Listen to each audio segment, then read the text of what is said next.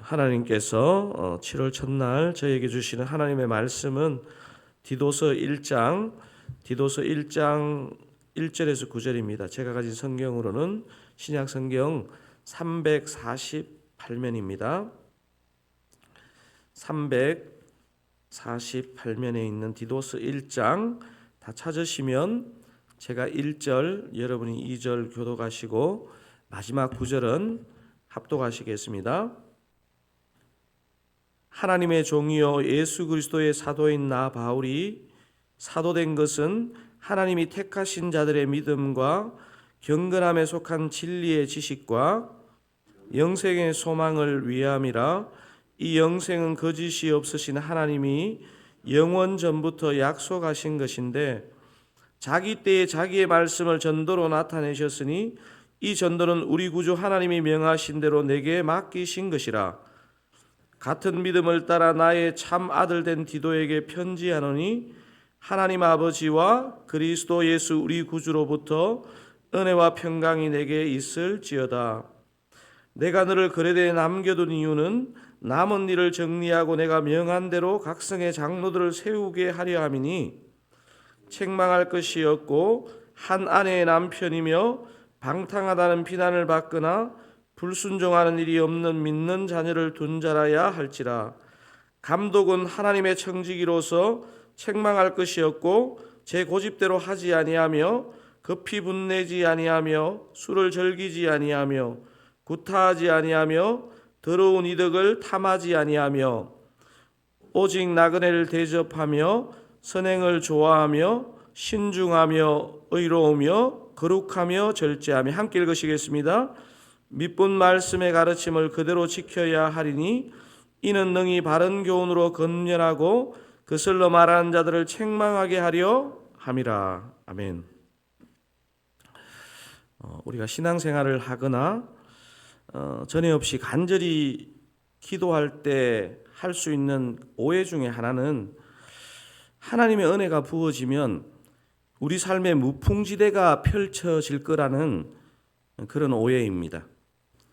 우리가 이미 경험한 대로 우리가 정말 신앙에 열심을 내어도 기도에 전념하여도 우리 삶에 완전한 무풍지대는 없다는 사실입니다. 아니, 하나님의 은혜가 클수록 사단은 더 집요하게 우리의 삶을 건든다는 것을 경험하게 됩니다. 사도 중에 사도인 바울의 선교 여정에서도 이 원칙은 어김없이 적용되었습니다. 그렇게 위대하게 산 바울이 복음을 전한 모든 교회마다 크고 작은 문제들이 생겼고 그 문제 해결을 위해 바울은 열심히 편지들을 적었고 그 기록들이 오늘까지 남아서 바울 서신이 된 것입니다. 디모데 전후서와 함께 오늘 본문인 디도서를 보통 목회서신 혹은 목양서신 이렇게 부릅니다. 자신의 제자이자 교회의 목회자였던 디모데와 디도에게 보낸 편지가 바로 디모데 전후서 그리고 오늘 본문인 디도서입니다. 사랑하는 성도님 여러분, 오늘 본문을 읽으실 때 지명 하나가 나오죠. 그 이름이 혹시 뭐라고 이렇게 지나갔습니까? 그레데라는 섬 이름이 하나 나옵니다. 이게 이렇게 이제 영어나 원어로 보면 크레테고 한국말로 번역하면서 그레데 이렇게 번역했습니다. 바울의 선교 여정을 그리는 사도행전을 이렇게 아무리 읽어봐도 이게 바울이 그레데라는 곳에 가서 선교를 한 기록이 사도행전에 나오지 않습니다.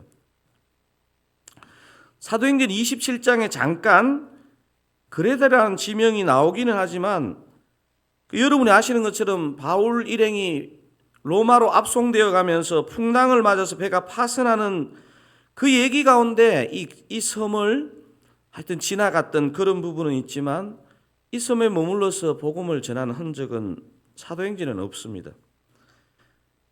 바울이 그레데에서 선교하고 떠날 때 남겨둔 사람의 이름이 누구라고 되어 있습니까? 오늘 이 편지를 받는 주인공인 디도입니다. 바울이 그레데 선교를 한 후에 그레데에서 목회하는 디도에게 이 편지를 보낸 시기를 어떤 시기로 잡느냐 하면 사도행전에 안 나올 수밖에 없습니다. 사도행전 28장 그 마지막에 가면 바울의 생애로 말하면 1차 투옥이 이루어지고, 그리고 상당한 간격이 있고 나중에 사용을 언도받는 것으로 연결되는 바울의 2차 투옥, 1차 투옥과 2차 투옥 사이에 아마 이 그레데라는 것을 바울이 간 것 같고 디도서를 써서 보내기도 한 것 같습니다. 오늘 본문 5절에 바울이 왜 그레데에 디도를 남겨두게 되었는지를 직접 설명하고 있습니다. 그건 디도도 알고 바울도 아는 사실입니다. 그래서 5절에 왜 그레데에 디도를 남겨두게 되었는지 5절을 한번 읽어보도록 하겠습니다. 5절입니다. 내가 너를 그레데에 남겨둔 이유는 남은 일을 정리하고 내가 명한 대로 각 성의 장로들을 세우게 하려 함이니. 5절 자막은 조금 잠깐 설명하는 동안 좀 띄워두시면 좋겠고요. 바울이 그레데에 디도를 남겨둔 두 가지 이유를 지금 말하고 있죠. 그 5절에 하나는 뭡니까? 남은 일을 정리하고 이렇게 되어 있습니다. 우리가 충분히 추측이 가능합니다. 바울이 짧은 여정에 그레데의 선교 사명을 다 완수할 수 없다는 것은 우리가 충분히 짐작 가능합니다. 그래서 여기 표현한 남은 일을 정리하고라는 이 표현이요, 조금 이렇게 한글 어감으로는 그렇게 좋은 것 같지는 않아요. 제가 보니까 공동번역 개정판을 읽어보니까 이렇게 되어 있습니다. 내가 거기에서 다 하지 못한 일을 그대가 완성하고, 이렇게 되어 있습니다. 내가 그 그레데 거기에서 다 하지 못한 일을 너가 완성하고, 바울이 시작한 이 그레데에서의 선교 사역을 완수해 달라는 뜻으로 남겨두었다는 겁니다. 그러니까 바울이 그레데에 디도를 남겨둔 이유 중에 하나는 바울이 그레데에서 다 하지 못한 일을 디도로 하여금 완수하고 완성하기 위해서 남겨두었다는 거죠. 근데 이게 참 바울에게는요, 다 영적인 자식이기 때문에 이게 참 든든하고 기쁜 것만이 아니고요, 정말 사랑하는데 아직은 연약한 자녀를 어떤 위험한 데 두는 듯한 그런 마음이 바울에게는 있었습니다. 근데 또 다른 하나의 이유를 5절 하반절에서 뭐라고 하느냐 하면요, 거기 뭐라고 적혀 있습니까? 내가 명한 대로 각 성에 누구를 세우게 하려 함이니? 장로를 세우게 하려 함이니. 여기에 나오는 장로는 요즘으로 말하면 교회 장로님보다는 오히려 목회자에 가까운 것입니다. 사실 목사도 엄밀한 의미에서 조직교회의 장로입니다. 조금 더 넓혀서 보면 우리가 오늘 본문을 적용하는 데 좋은 것은요, 교회에 섬기는 자, 리더라고 해도 무방하지 않을 수 있습니다. 바울이 디도로 하여금 그레데 각 성에 장로를 세우게 하신 이유가 무엇입니까? 여러분, 나중에 이런 바울의 그 아버지 같고 어머니 같은 관점으로 이 성경을 읽으면, 바울 서신을 읽으면요, 상당히 많은 부분이 이해됩니다.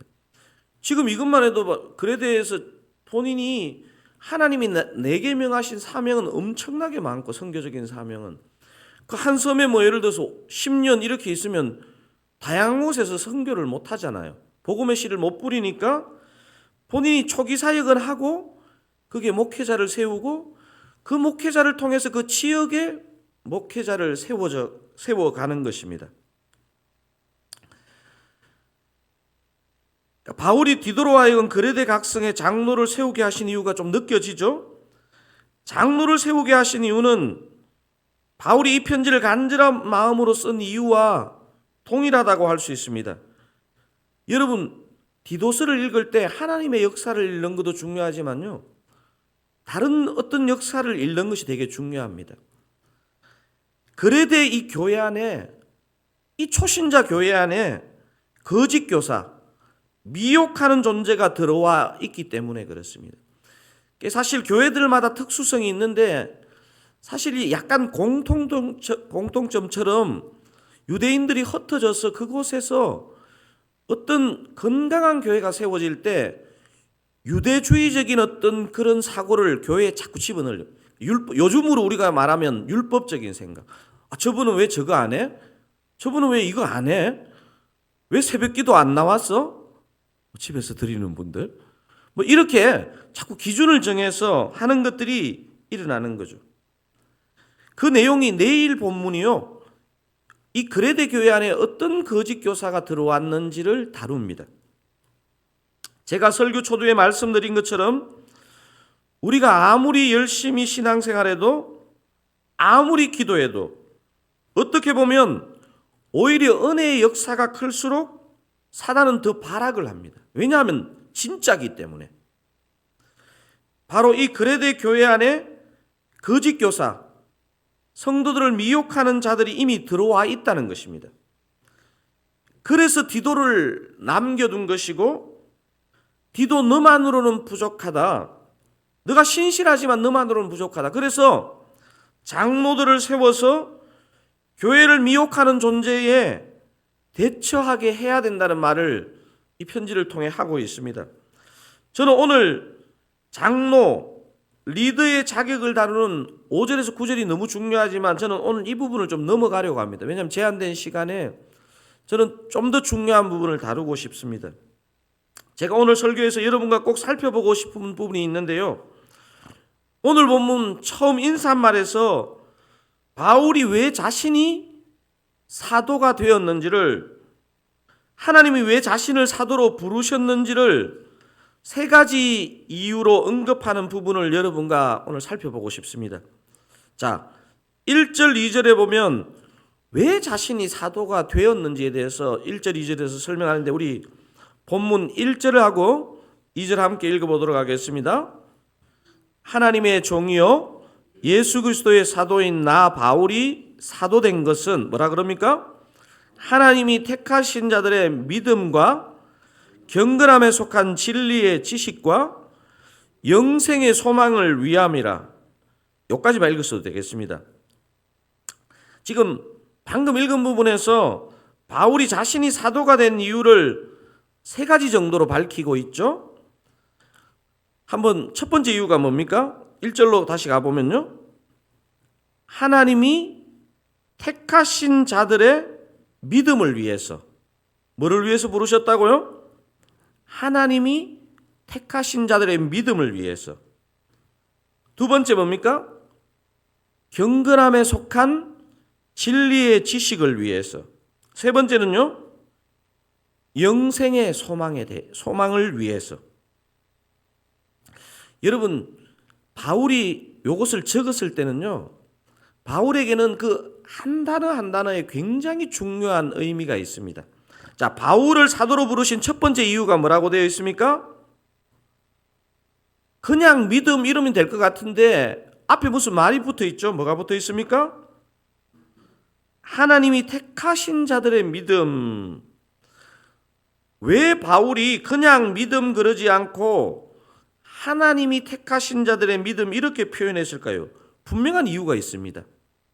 바울은 지금 그레데에서 힘겹게 사역하고 있는 이 편지를 받는 제자 디도를 배려하고 있습니다.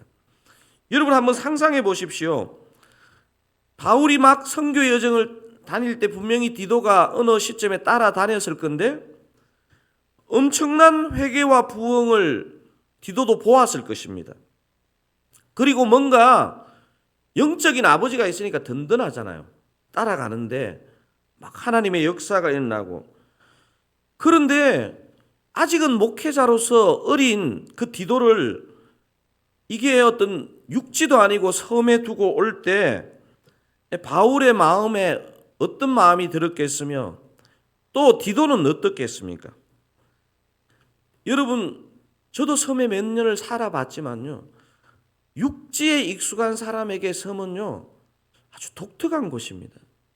그 어떤 날쯤 되면요, 그 섬에 있다는 것만으로 관광을 가가지고 3일쯤 있는 거 말고요, 내가 여기 계속 살아야 된다는 생각을 하고 섬을 바라보면요, 이게 약간 폐소공포증 같은 게 옵니다. 아마 디도는 자신의 영적인 아버지 바울도 없죠. 그리고 이 시대의 크레테는 역사학자들에 의하면 굉장히 음란하고 문화가 좋지 않았습니다. 사람이 있잖아요. 막 대륙에 열려 있어도 죄를 짓지만요, 섬에 갇혀 있어도 죄를 짓습니다. 자신이 하나님의 심정으로, 바울의 심정으로 열심히 사역해도 예전에 자기가 선교를 따라다닐 때 비하면 아무것도 안 일어난 것 같고, 그래서 그 디도 자신의 사역에 대한 자괴감이나 낙심에 빠져 있을 거라는 것을 바울은 분명히 알았습니다. 더구나 바울이 디도를 남겨둔 이 그레데라는 섬은 조금 전에 말씀드린 것처럼 음란하고 우상숭배가 만연하고 하나님의 복음이 역사하기에 방해되는 것들이 많았을 것입니다. 이런 외로운 섬에서 아무 일도 안 일어난 것 같아도 너가 기억할 것이 있다는 것입니다. 여러분 한번 생각해 보세요. 이 편지는요, 바울이 1차적으로 디도에게 보내는 편지입니다. 요동하는 사람들의 태도, 변하지 않는 것 같은 그 섬 사람들의 그 태도를 보지 말고 사람들이 결정하는 것 같은 그 믿음을 보지 말라는 것입니다. 너와 나는 하나님이 택한 신자들의 믿음을 위해 일을 하고 있다. 이걸 지금 일깨워주고 있는 것입니다. 이 믿음을 누가 택했다고요? 하나님이 택하신 자들의 믿음입니다. 여러분, 여기서 우리가 순장님이나 또 교회의 리더나 교사나 섬기는 역할로 섬기시는 분들은요, 반드시 이 사실을 기억해야 됩니다. 내가 섬기는 그 대상의 믿음, 태도를 보시면요, 반드시 우리는 무너집니다. 그래서 저와 여러분이 인간적으로 보기에 교사로 섬기고 순장으로 섬길 때 사람을 보면 열매가 없는 것 같아 보여도 낙심하지 말아야 된다는 것입니다. 역으로 분위기가 막 좋고 이랬을 때 우쭐할 것이 없고 열매가 없는 것처럼 보여도 낙심할 필요가 없다는 것입니다. 그래서 바울이 자신을 사도로 부르신 세 가지 이유의 첫 번째를 그냥 믿음 이렇게 하지 않고 어떻게 했습니까? 하나님이 택하신 자들의 믿음 이렇게 한 것입니다. 두 번째, 바울을 사도로 부르신 세 가지 이유 중에 두 번째 뭡니까? 경건함에 속한 진리의 지식. 제가 지금 사역관 하고 있고요, 앞으로 계속 훈련을 해갈 것입니다. 여러분, 그리고 저는 우리 드사랑교회에 할 수만 있으면 교육과 훈련을 제공할 것인데요, 제가 가을에 이제 영적 재생산을 하는 풍성한 삶으로의 초대를 하려고 고민하는 이유가 뭐냐면요, 저 자신을 포함해서 우리는요, 뭔가 이렇게 하나님의 말씀을 내 안에 담아 놓으면 나중에 써먹을 거다 이렇게 생각을 하는데요, 이 생각이 완전 틀린 생각은 아닌데요, 우리가 성경을 알아갈 때마다 우리 마음에 우리가 스스로 도전해야 되는 게 있는데 뭐냐면요, 이게 진짜 이 지식이 나를 경건하게 하는가를 점검하셔야 됩니다. 내가 오늘 이 말씀을 통독하고 내가 오늘 이 강좌를 듣는 것, 내가 오늘 이런 하나님의 말씀을 배우는 것이 진짜 나를 경건하게 하고 있는지를 점검하는 게 중요합니다. 왜냐하면요, 그렇지 않으면 나도 불행해지고 내 주변 사람들을 불행하게 할 수 있습니다. 내일 본문에 나온다고 제가 말씀드린 지금 이 그레데에 있는 교회를 속이는 거짓 교사의 특징이 무엇이냐? 한마디로 하면요, 지식이 없는 게 아니고 경건함이 없는 것입니다. 경건함.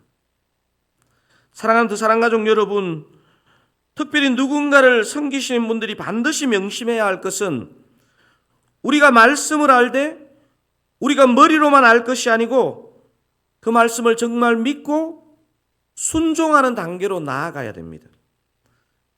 제가 여러분께 하나 이 부분과 관련해서 고백해야 할 것이 있습니다. 제가 새벽에 동백에서 교회로 차를 몰고 오다 보면 저는 신호등이 이렇게 많은 줄 몰랐습니다. 이 미국은요, 이 새벽 예배를 미국에서 제가 굉장히 먼 거리에서 교회를 출퇴근하는데 새벽에 이렇게 미국의 신호등은 진짜 시스템이 좋습니다. 저는 처음에 몰랐어요. 이 신호등이 저를 반기는가 싶어가지고 제 차만 쓰면 신호등이 바뀌어져요. 처음에는 놀랍다. 신호등이 강선웅 목사 편인가 생각했는데 바닥에 도로 바닥에 센서가 깔려 있어가지고 차가 신호등 근처에 딱 쓰면 바로 신호가 바뀌어줍니다. 오는 차 바닥에 신호가 먼저 오거든요. 와, 근데 한국에 오니까 제가 오랜만에 한국에 와서 그런지 새벽에 횡단보도 앞에 서 있으면 진짜 신호가 안 바뀌더라고요. 엄청 시간을 기다려야 합니다. 어제 이틀 연속으로 동백에서 저 죽전에서 구미동 넘어오는 그 지점에서 직진 신호에서 이 좌회전 나오려면 또 한창입니다. 그래서 제가 직진 신호에서 차가 안 지나가길래 그냥 좌회전을 했더니 제 옆자리에 앉아있던 자매가 이렇게 혼자 중얼거렸습니다. 목사가 말씀만 전하지 말고 신호를 좀 지켜요. 이틀 연속 제가 평소 때 신호 잘 안 어기거든요. 새벽에 아무도 없으니까 제가 하루 종일 이틀 동안 이런 환청이 들렸습니다. 목사가 말씀만 전하지 말고 신호를 좀 지켜요. 처음에는 기분이 좀 되게 안 좋았는데 본인을 좀 빨리 태워주고자 하는 것인데 오늘 이 본문을 묵상하는데 경건함에 속한 진리 이 부분을 묵상하는데 제가 이 자매가 옆에 타 있든 안 타 있든 새벽이든 밤이든 뭐 낮이든 순종해야 되겠다는 생각을 했습니다. 바울을 사도로 부르신 두 번째 이유가 뭐라고요?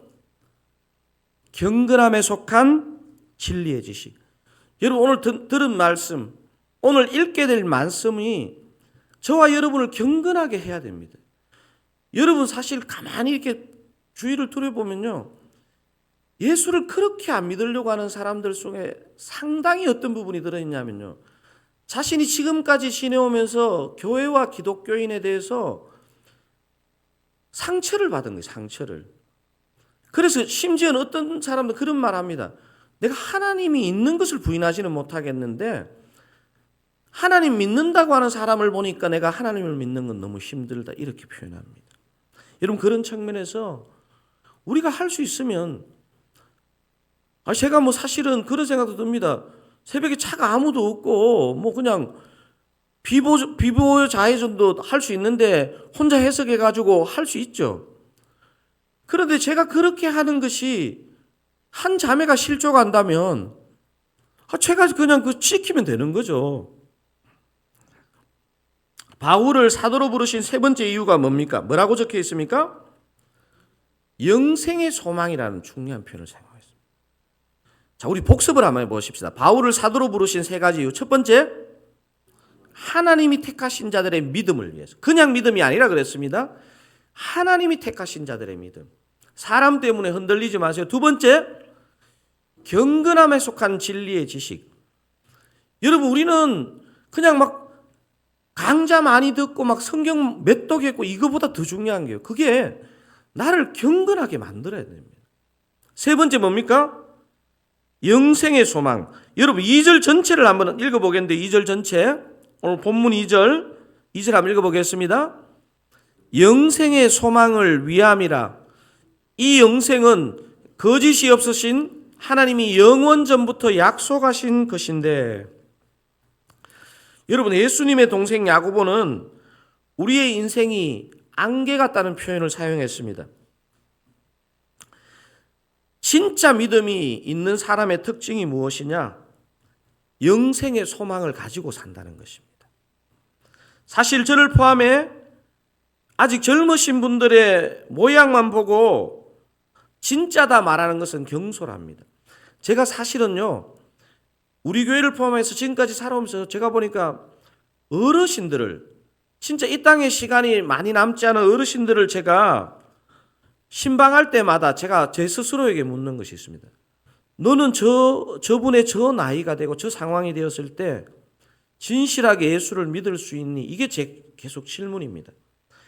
아니 지금은 젊고 목사로 사니까 이렇게 살 수 있지만 진짜 병이 들고 진짜 아프고 진짜 외로울 때 진짜 하나님 믿을 수 있느냐는 것입니다. 그리고 하나님 믿는 걸 뭐 보고 알 수 있냐는 것입니다. 외로워도 슬퍼도 이 캔디 노래 아닙니까? 또 영생의 소망이 있는 사람, 영생의 소망이, 이 사람은 진짜입니다. 그래서 제가 저희 어머니를 포함해서 어르신들을 보면요, 주님 부르신 그 날을 알 수 없지만 그날까지 이 영생의 소망을 가지고 살 수 있도록 그렇게 기도하게 됩니다. 사랑하는 드사랑 가족 여러분, 저와 여러분의 삶에 인간적으로 행복이 찾아오든 아니면 인간적으로 불행이나 고통이나 도전이 찾아오든 정말 영생의 소망을 가지고 사시는 여러분 되시기를 주님의 이름으로 축원드립니다. 오늘 한 날도 어떤 즐거움, 어떤 슬픔이 나를 찾아와도 거짓이 없으신 하나님이 약속하신 영생의 소망으로 우리 남은 삶을 살아내시는 드사랑 가족 다 되시기를 주님의 이름으로 축원드립니다. 우리 기도하기를 원합니다. 바울을 사도로 부르신 세 가지 이유, 이것을 붙잡고 오늘 기도하기를 원합니다. 여러분, 이것은 넓혀보면요, 저와 여러분에게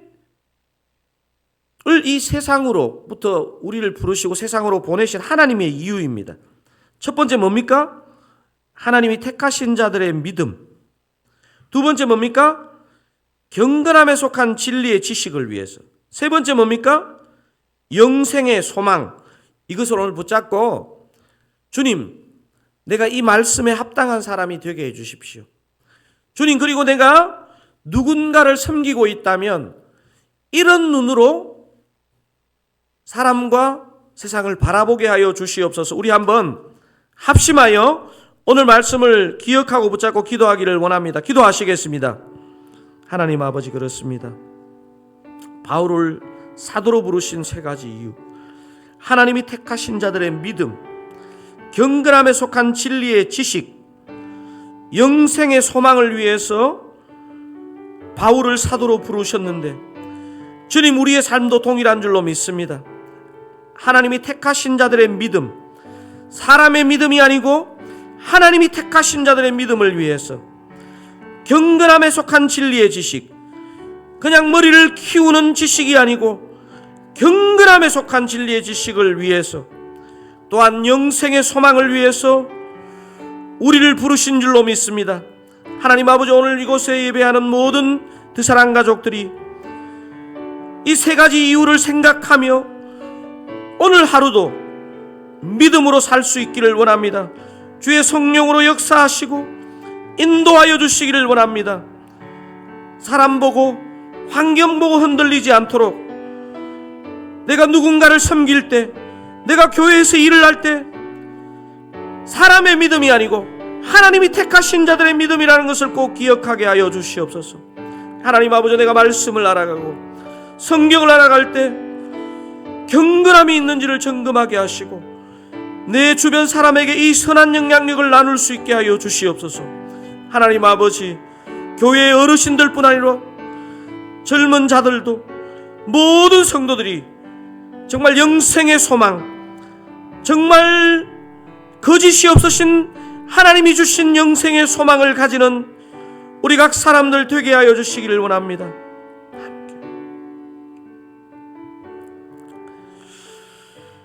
우리 이 시간 하나 중보할 것은요, 우리가 완벽해서가 아니고, 우리도 오늘 이 바울을 사도로 부르신 이 세 가지 이유를 붙들어야 하지만요, 이 세 가지를 붙드는데 흔들리는 사람들이 내 주변에 있습니다.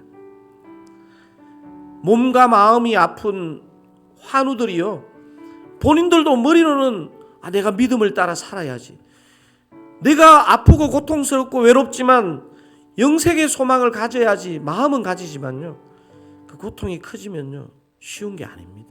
그래서 우리가 중보해야 되는 것입니다. 우리 몸과 마음이 아픈 환우들을 위해 기도했으면 좋겠습니다. 우리 종강을 앞둔 다락방의 수련들과 순장님을 위해서 기도하면 좋겠습니다. 수련들, 가족들과 함께하는 한여름밤의 빙수 기도회를 위해서 기도했으면 좋겠습니다. 여러분, 제가 정직하게 고백하지만요, 저는 여러분의 마음을 시원케 할 수 있는 능력이 없습니다. 우리 주님께서 그 기도회 가운데 임재하시고 기름 부으셔야지 진짜 심령의 시원함을 얻게 됩니다. 우리 다음 세대를 위해서 기도했으면 좋겠습니다. 다음 세대들은 아직까지 이 진리를, 이 소망을 대부분 가슴으로 느끼지 못한 세대들입니다.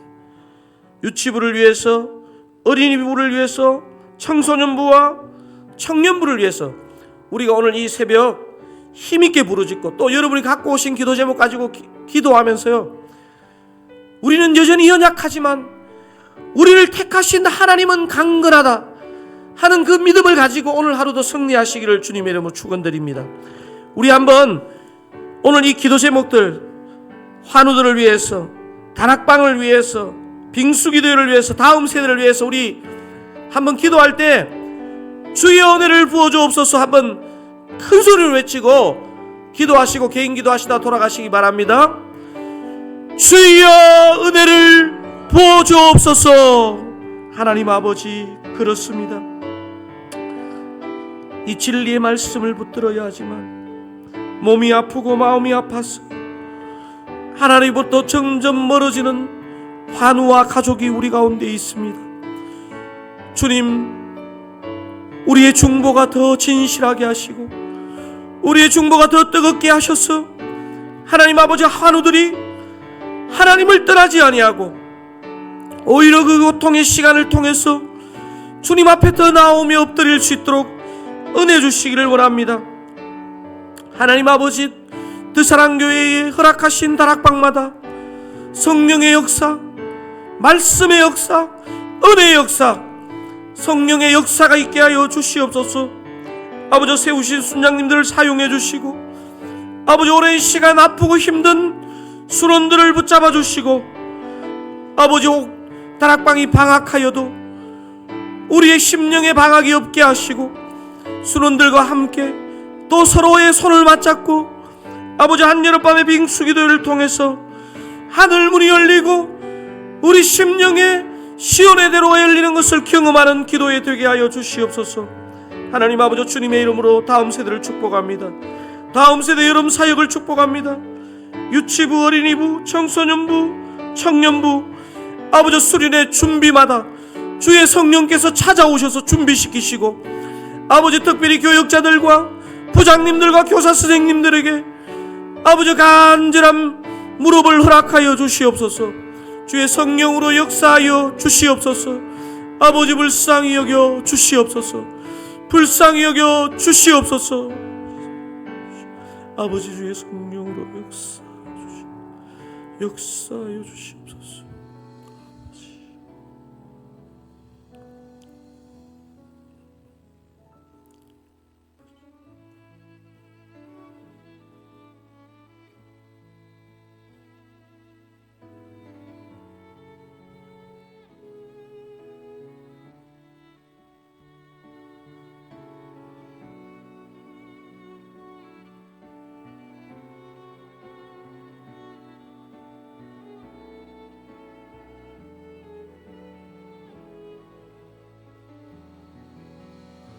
아버지,